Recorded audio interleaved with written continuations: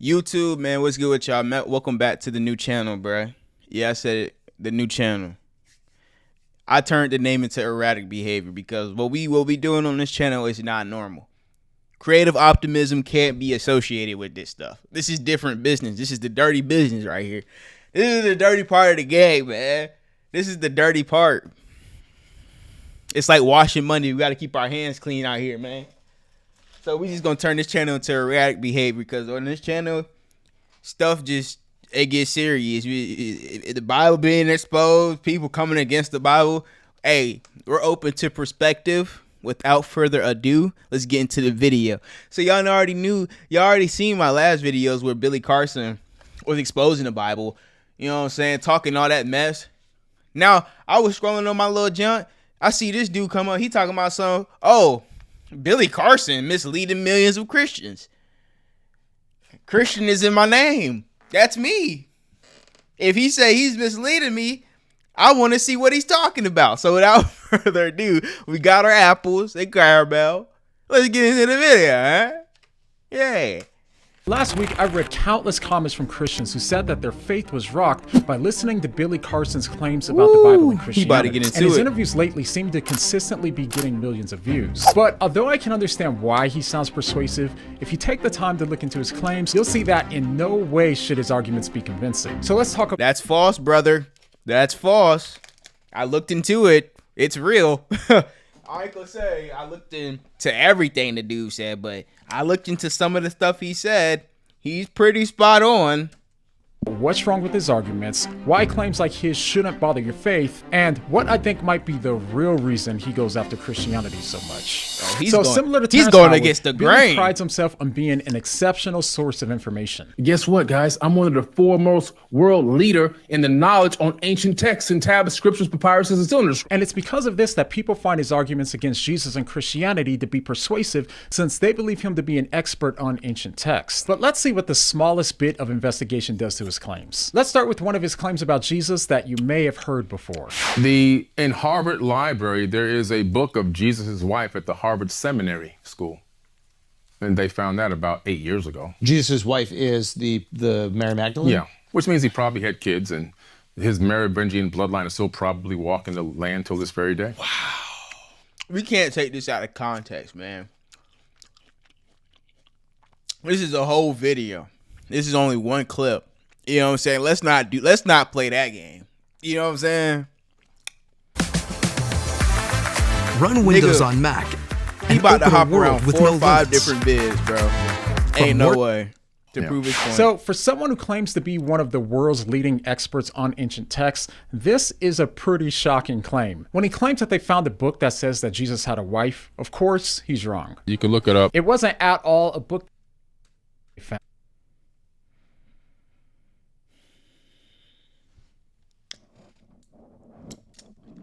I'm sorry y'all have to see this.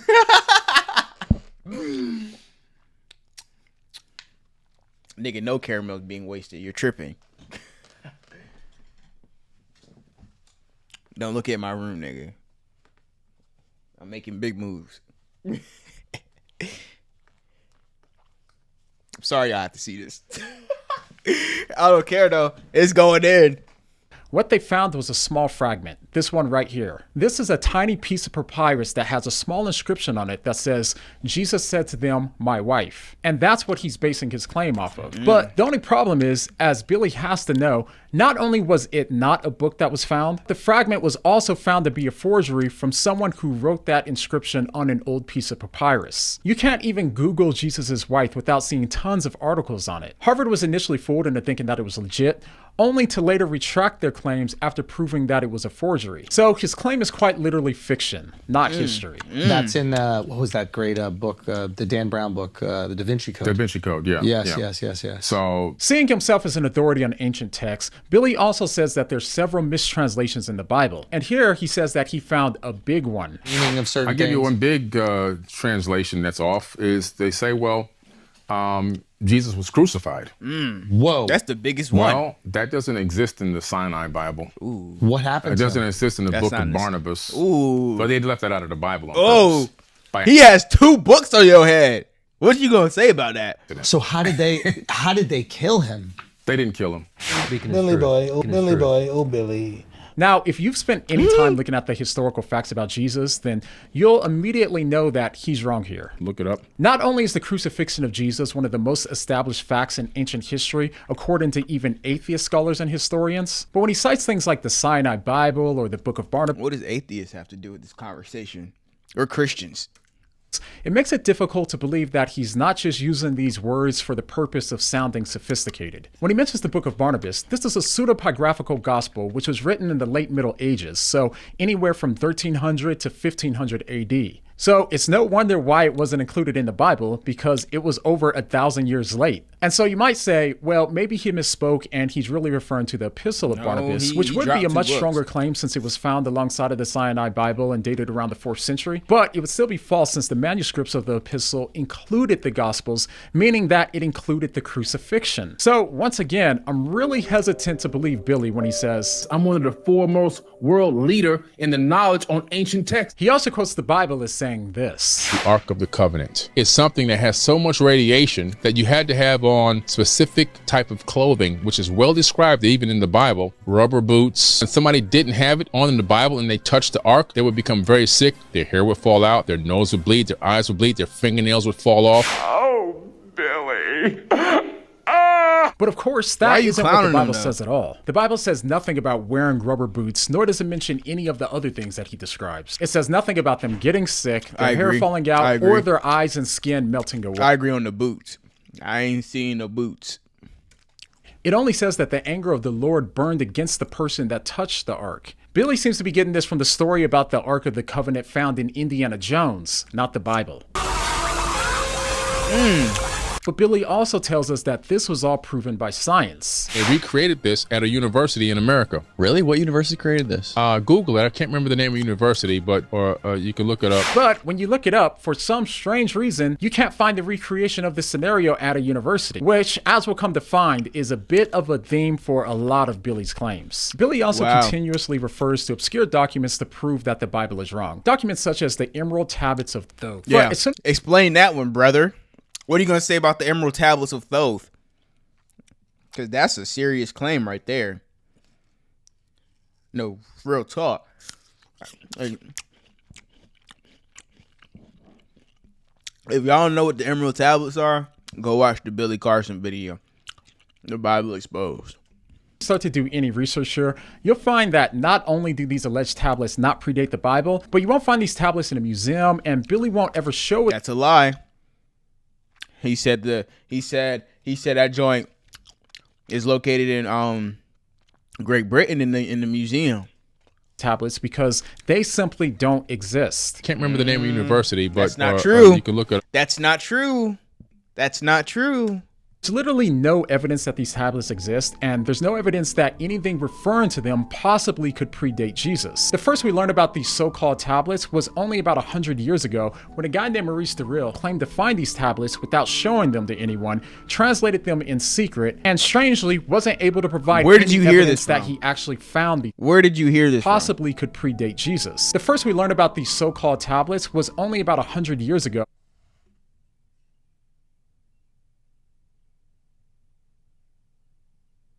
Emerald Tablets of Thoth. When But it's not just no. Maurice Durrell claimed to find these not tablets convincing without right now. showing them to anyone, translated them in secret, and strangely wasn't able to provide any evidence that he actually found these tablets. Not to mention, Billy claims that these tablets were written over 3,600 years ago. To explain why this is so ridiculous is because the oldest writings that we have are at best 6,000 years old. So to believe that one guy According to single-handedly what? translated them by himself in secret from a written language that has to be over 30,000 years older than the oldest written language that we're aware of, that requires a really strong suspension of skepticism. But every now and then, Billy will actually reference the Bible, which is great. But unfortunately, he seems to get it wrong when he says stuff like this. In the New Testament, Jesus says, honor your slave master. Now, why would we want to honor a slave master? As you would honor me, he says. Do you think Jesus really would say something like that? I don't. Good question. Why would Jesus say something Yeah, like yeah, that? yeah, yeah. Well, Why would he? I want to know. What's your perspective? the truth is, he didn't, which is why you won't find a verse of Where? Nigga, if I go look this up, saying it if you try to Google it. Look it up. The verse that Billy's referring to, and still misquoted, isn't from Jesus at all, but instead it's a verse from Paul in Ephesians 6. And I think I'm being fair when I say that. Slaves, obey your earthly masters with respect and fear and with sincerity of heart, just as you would obey Christ. That's what Billy said. Am I tripping? Unfortunately, he seems to get it wrong when he says stuff like this. In the New Testament, Jesus says, honor your slave master. Now, why would we want to honor a slave master? As you would honor me, he says. Do you think Jesus really would say something like that? I don't. Good. Yeah, he definitely didn't say that. but you gotta read through the lines though. You gotta understand what he's saying, bro. And that's why most people are screwed nowadays, because y'all want to be so literal instead of using context clues, which we've been taught and programmed to do since like second, third grade. Why does everything have to be so literal? He said honor and obey. Same thing to me. In the New Testament, Jesus says, honor your slave master. Now, why would we want to honor a slave master? As you would honor me, he says. Do you think Jesus really would say something? That is basically it's like this. Not he didn't say anything what that sentence said, but what he's saying is the same thing. You feel me? Like that? I don't. That's a good question. Good question. Why would Jesus say something like that? Well, the truth is he didn't, which is why you won't find a verse of Jesus saying it if you try to Google it. Look it up. The verse that Billy's referring to, and still misquoted, isn't from Jesus at all, but instead it's a verse from Paul in Ephesians 6. And I think I'm being fair when I say that Billy likely hasn't ever read the verse, but only heard about it from others, because if he did, then he would also know what Paul was trying to do in that passage. Paul wasn't trying to start a revolution, but instead he was addressing the established common households at that time and was telling Christians how they should live in the situations that they were already in. Paul starts with addressing the children, then the fathers, then the slave, and then the slave masters who, by the way, he tells to treat their servants with respect and fear and not to threaten them, which is a far cry from the implication that Billy was servants. And masters, treat your slaves in the same way. Do not threaten them, since you know that he who is both their master and yours in heaven, and there is no favoritism with him. Hey, that's what it says. Obey them not only to win their favor when their eye is on you, but as slaves of Christ doing the will of God from your heart. Serve wholeheartedly as if you were serving the Lord, not people, because you know that the Lord will reward each one for whatever good they do, whether they are slave or free.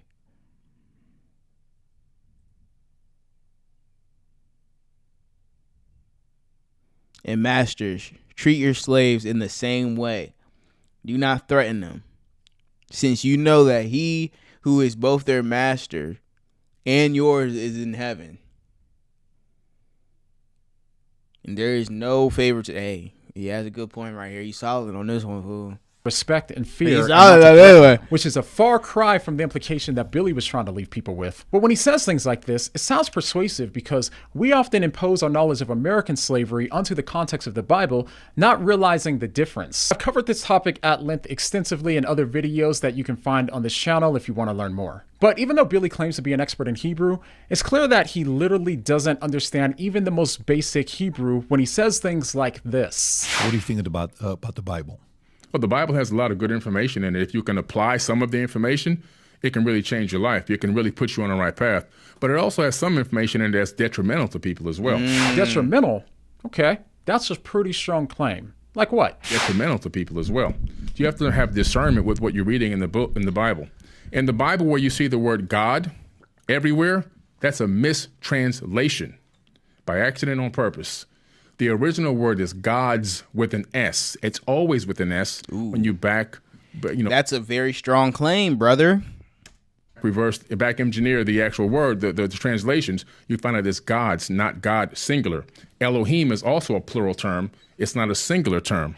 All right, not only would it not be detrimental to society if Billy was right about this point, but he's also exactly wrong. Look it up. Now, to be fair, there's more legitimacy in his second claim that Elohim is plural, since Elohim is a concretized abstract plural, which just means that it's a word that can be used as plural or singular, like how the English word sheep can refer to one sheep or multiple sheep. The reason why we know it's singular is because the verbs in the Hebrew are also singular. But when he says that God, which is El in Hebrew, is plural, Have a cat? Stop scooping cat litter with Litter Robot, the highest rated self-cleaning litter box that removes... I don't know, man. I mean, again, just Google it. You can look it up. Anyone who knows literally anything about Hebrew translation will tell you the same thing. There's absolutely nothing in the Hebrew manuscripts that would support his strong claim, this claim that he bases his entire arguments off of. He uses claims like this in support of other wild views that he has, such as the belief that Jesus was an alien. And when he brings in science, it doesn't seem that he does much better. To get us to take orders from them, they inserted something called a worship gene, which was just discovered recently, that human beings have a gene inside of them that can be turned on and turned off. It can be turned off in a laboratory setting. It can also be turned off with a magnetic field around your head. And when it's off, you don't want to worship anything outside of yourself. You look inside, and when it's on, you look to get something from the outside. So this is incredible. Now, as far as I know, he never claimed to be an expert on science, and there's a good reason for that, because that claim doesn't even make sense. People can listen to what I'm saying, and they can go look all of it up. If you do a Google search Hey, you gonna stop playing my dude like that, fool. You gonna stop doing that nigga like that, bro. Like, come on, bro. Like, let's be respectful. discovery of the worship gene, then you can probably guess by now what you'll find. Absolutely nothing. And if you know anything about genes, then you don't even need to Google it. Every gene is found in every cell of the human body, so you can't just turn them on and off like that, especially with something like a magnet. Not only can complex human behaviors not be simply correlated with a single gene, but how on earth can a magnetic field be so precise as to isolate one single part of each human cell out of 36 trillion of them? The claim simply doesn't make sense. All right, now here's the thing. The problem with Billy's claims is that he seems to use a lot of buzzwords that he doesn't seem to understand as a way to give support to his claims. Even when it comes to non-Christian claims, we see him do this. I don't believe we're even from Earth, to be quite honest with you. Our cycadic rhythm doesn't even match Earth's rotation on its axis. We're slightly off. It's actually better tuned to Mars' orbit on its rotation on its own axis than What do you mean? Earth. How's that work? The cycadic rhythm of a human body, the wake and sleep cycle, is actually more tuned to Mars' rotation on its own axis, a Mars day versus an Earth day. The only problem is you can't find the term circadic rhythm on Google because it isn't even a thing. Go look all of it up. What he's trying to say is circadian rhythm, but once again, he's wrong. Circadian rhythms are basically just referring to the physical, mental, and behavior changes that we go through in a 24-hour day, which... Hey, he's coming with that heat, bro. Will the Bible stay undefeated again? We don't know. But as of right now, this nigga is putting the facts in on the paper. He's putting the facts on the paper. You know what I'm saying? To what Billy says is perfectly suited for humans. And if you just look it up, you realize that there's a mutation in about 1% of humans whose cycle includes another half of an hour. So in other words, but let's be 100, bro. He can't be 100% wrong.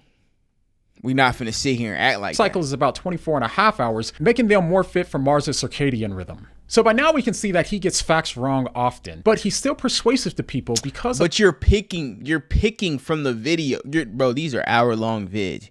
You sniped 15 to 30 seconds of a vid. You can't do that, fool. How confidently he asserts things without really knowing what he's talking about. I mean, if this doesn't convince you, then I don't know what will. Yeah, top right, B. Okay, you see that where his hand is? Now move to the left going down slowly. See that go back up again? See that? Oh, where his hand is over right now? Mm-hmm. It looks like obfuscation. Sometimes you can take these images and put them into a Photoshop and take away the contrast, and all of a sudden structures pop right out. But right above that, you see those shadows of those pyramid structures? Right above that. Yeah, you see those pyramids? You can see this dark shadow. I see two lines. Okay. I see the arrow. Nigga, is he not talking about these? Pointing to that one straight line, and then I see what looks like two superimposed arrows. Okay, do you see? Yeah, those things. Okay, yeah. Those are superimposed, right? Like no, those are shadows. But look, those are the same things that are in the bottom. Aren't Right. they just pointing at something? Aren't those pointers? I think they may be highlighting something. Right. there. I think it's a Yeah. cursor mark or something. So he Hey, he put him on the spot. that he was showing Rogan pyramid shadows on the moon, but in reality, they were really just markers that people punt into the picture to highlight things. And for some, If you kind of look at it, though, it does look like a goddamn pyramid, though. We not gonna sit here and act like you don't. We see that. We creatively optimistic. I low-key see that, though. No, this is a pyramid, bro. I don't know what this is. No.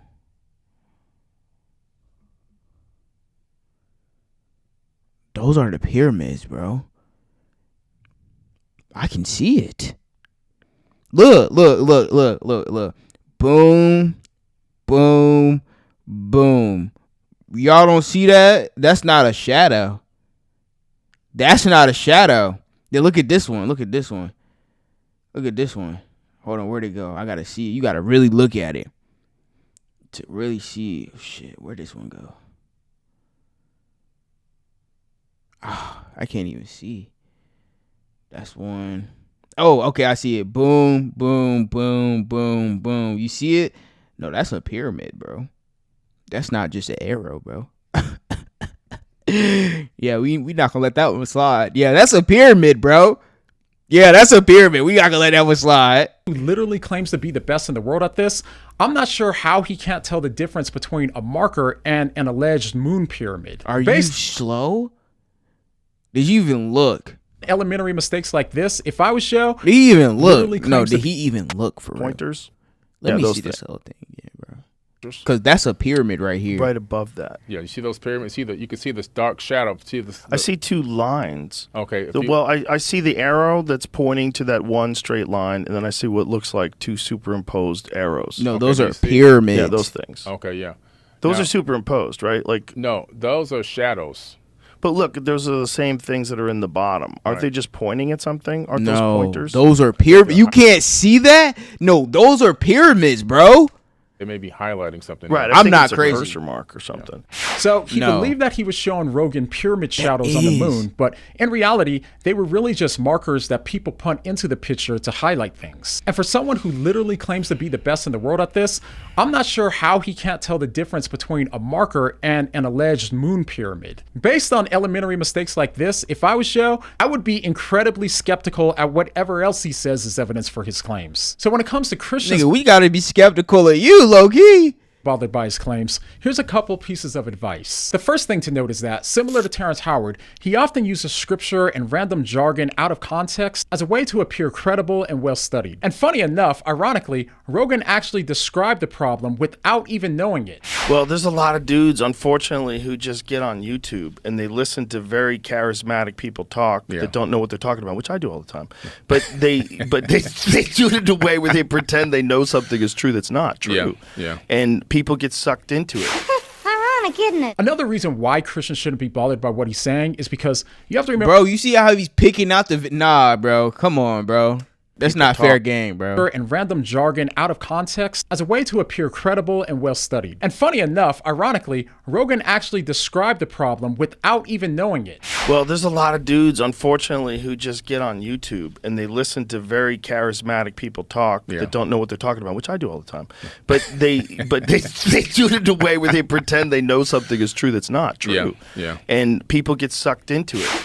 Ironic, isn't it? Another reason why Christians shouldn't be bothered by what he's saying is because you have to remember that humans also accept or reject beliefs based off of emotional reasons. They aren't always intellectual. In watching his interviews, I came across a clip that might be able to help explain why Billy seems to be particularly focused on refuting the Bible. In this clip, he talks about a traumatic experience that followed from what he believed to be his second encounter with aliens. I had a second experience in 2010, which is well documented. I've talked about it. It took years to come out about it because I basically lost my whole family over this.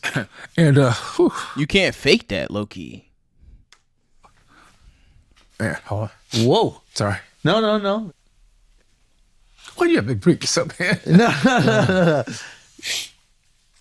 You know, lost my family, created a lot of dissension. I remember we were on the highway one day, and my wife was driving at the time, my ex-wife, and she's You trying to tell me these put gonna act on the brakes, and it was like, just get out of the car, because it was the kids were scared, and I was like, I'm sticking to my story. I'm not changing my story because this really happened to me, and they just didn't want to hear it. But her parents were Jehovah's Witnesses, so everything was of the devil.